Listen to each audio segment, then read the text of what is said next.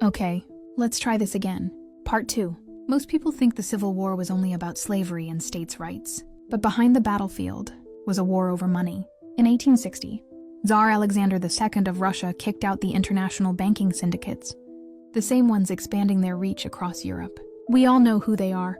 He created a state-controlled bank, backed by the Russian crown, no foreign debt, no interest, no outside control.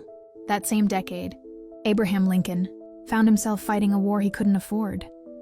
And Europe's banking dynasties refused to fund him unless he borrowed with massive interest. So Lincoln did the unthinkable. He bypassed the banks.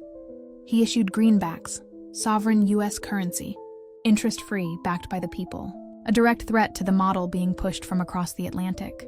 See, the financial powers behind London and Paris, heavily influenced by families like the Rothschilds, were quietly backing the Confederacy. Why? A divided America would be easier to trap in debt. But something strange happened. Russia, the only major European power not under that banking influence, sent its naval fleets to Union ports in 1863. Quietly, they were under orders to fight if Britain or France tried to intervene.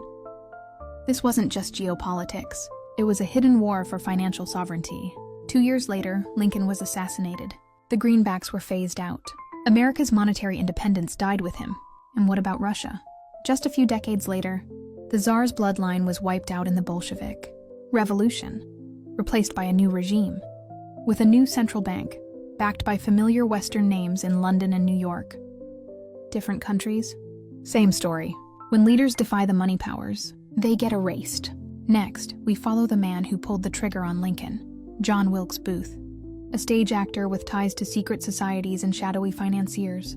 Be sure to like, follow, share, and subscribe for more hidden arcana.